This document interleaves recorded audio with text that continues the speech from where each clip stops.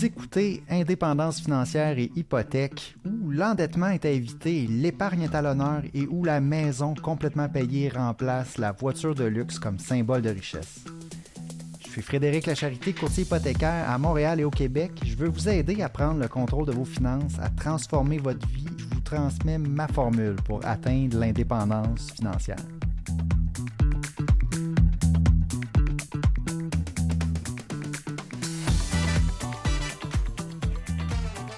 Salut, vous écoutez Indépendance financière et hypothèque, c'est Frédéric Lacharité qui parle. Aujourd'hui, je veux parler de la motivation au travail, je veux aborder ça d'un angle spécial. Je veux parler de la motivation au travail par rapport au présent, au passé et au futur. Puis là, je vous explique comment j'en suis venu à ce sujet-là puis à cette façon de voir le travail. La motivation au travail, d'abord, c'est une chose essentielle dont on a besoin pour cheminer vers l'indépendance financière. Si on n'est pas motivé au travail, ça va être très difficile de travailler sur notre développement personnel pour améliorer nos compétences, pour aller chercher plus de revenus, parce que la croissance des revenus pour cheminer vers l'indépendance financière, c'est essentiel. Okay? Puis pour aller vers la croissance des revenus, il faut être motivé, il faut améliorer nos compétences, etc. Donc quand même, on n'a pas le choix de travailler pour subvenir à nos besoins. On doit se nourrir, on doit se loger, on doit se transporter jusqu'à notre travail, les services essentiels. Donc ça,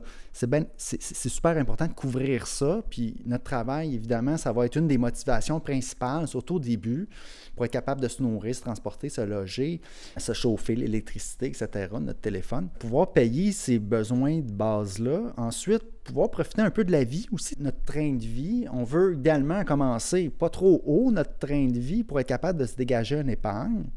Mais on ne veut pas que travailler pendant plusieurs années sans jamais profiter de la vie. Puis là, quand on travaille, on reçoit notre chèque de paye, l'argent qu'on reçoit, pour moi, va servir soit au présent, va servir au passé ou pour le futur. OK? Puis là, je vous explique. Le présent, c'est dans le fond ce qu'on a à payer pour justement nos besoins de base puis notre train de vie quotidien.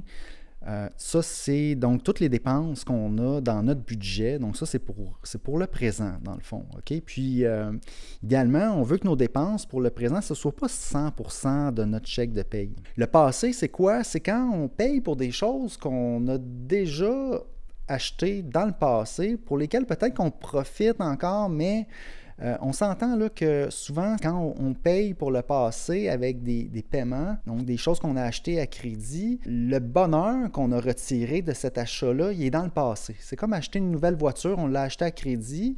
Sur le coup, on a un boost de satisfaction, mais ça ne dure pas très longtemps. Ce qui va durer longtemps, souvent, c'est le paiement. Donc là, ensuite, quand on va travailler, on regarde notre chèque de paye, bien, on est pris pour prendre une partie de notre travail puis le mettre sur le passé. C'est ce qu'on a déjà acheté, ce pourquoi on a déjà eu une satisfaction. Donc ça, c'est pas très motivant. C'est pour ça que je parle de motivation à aller travailler. Lorsqu'on paye des choses avec notre chèque de paye et que c'est des choses qu'on a déjà achetées, qu'on a déjà eu la satisfaction dans le passé, c'est moins motivant. OK?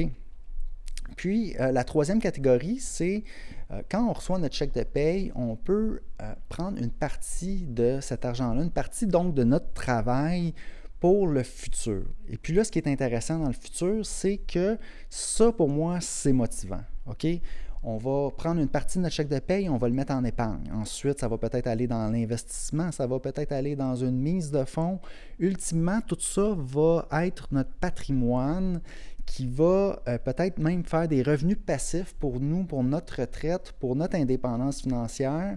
Et puis ça, c'est des aspects, je trouve, qui sont les plus motivants. Donc, de travailler pour notre famille, nos enfants, savoir qu'on est en train de bâtir un héritage pour nos proches, notre famille, et puis qu'on est en train aussi de libérer notre temps. Tu sais, on travaille fort, mais sachant que le fait qu'on épargne pour le futur, qu'on travaille pour notre futur, sachant que un peu plus tard, on n'aura pas besoin de travailler aussi fort, on va libérer notre temps pour peut-être s'occuper de choses plus prioritaires.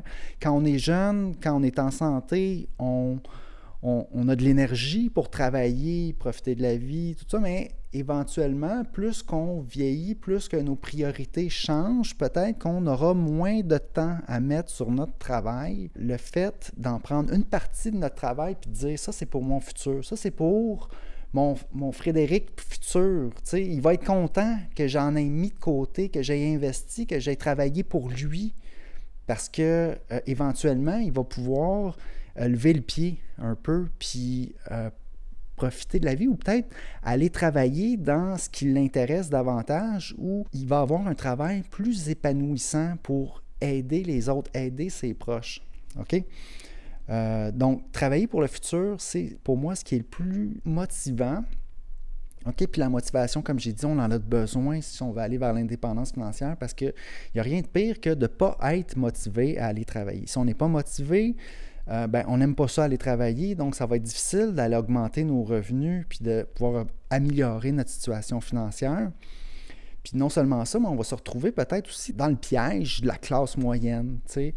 On n'aime pas ça aller travailler, donc ce qu'on fait, on trouve des échappatoires, on va chercher des plaisirs instantanés, et puis on s'achète des choses, on s'achète des voyages, on regarde combien qu'on a de disponible, on le dépense, on se dit qu'on ne veut pas passer à côté de la vie, on se dit qu'on ne veut pas se priver, on ne veut pas être une personne qui se prive. Donc, qu'est-ce qu'on fait? On va dépenser tout notre revenu 100%, puis on oublie ça, le futur, on veut que le nous-mêmes présent en profite à 100%. À ce moment-là, plus ça va aller, on va se retrouver dans une situation que notre motivation à travailler va être de moins en moins grande. Puis là, arrivent d'autres problèmes liés à ça. Il peut y avoir des problèmes dans le couple, dans la famille, des chicanes, on ne s'en va pas nécessairement au même endroit. Au lieu de penser à notre futur, à notre famille, à nos proches, on pense à se faire plaisir à nous, puis on embarque dans un pattern qui va faire en sorte qu'on va avoir une vie plus difficile, qui peut apporter d'autres problèmes. Donc, quand on travaille pour le présent, c'est toujours à recommencer. On se dit, ouais, mais c'est correct, je vais toujours travailler, moi, je vais toujours avoir l'énergie, mais en réalité, éventuellement, peut-être que nos priorités vont changer dans le futur, et puis c'est là qu'on va se retrouver à être démoralisé au travail et qu'on va avoir des problèmes. Donc, c'était un peu l'idée du podcast aujourd'hui. Je voulais aborder la motivation au travail du point de vue, est-ce qu'on travaille pour le présent? Est-ce qu'on travaille pour le passé, pour payer les choses qu'on a déjà achetées, les choses qui ont eu un effet bénéfique pendant un certain temps, mais on le sait, quand on achète une chose, ça ne dure pas super longtemps, la satisfaction. Puis là, ce qui reste par la suite, c'est le paiement. Et puis là, on va travailler, et puis on se dit, là, on regarde notre chèque de paye, puis on dit, OK, là, il y en a une bonne partie de tout ça qui va pour payer ce que Frédéric a fait dans le passé. Pas super motivant d'aller travailler pour le passé. Donc là, on va essayer de chercher d'autres loisirs, puis c'est pas ça qu'on veut. On veut, dans le fond, y aller avec l'épargne d'investissement, notre indépendance financière, libérer notre temps, travailler pour notre famille, changer l'héritage de notre famille, puis aller vers une vie où est-ce qu'on va avoir plus de temps libre et qu'on va pouvoir redonner généreusement à nos proches, aux autres, aider notre prochain, puis récupérer son temps. Donc, pour moi, c'est la plus grande motivation à travailler, c'est la plus grande motivation à s'enrichir, donc pour le futur. L'espoir d'arriver à quelque part de mieux, l'espoir d'avoir une croissance de notre train de vie. Donc, c'était mon message aujourd'hui. J'espère que ça va vous encourager à travailler pour votre futur et non pour votre passé. Et puis sur ce, je vous souhaite un bon cheminement vers l'indépendance financière.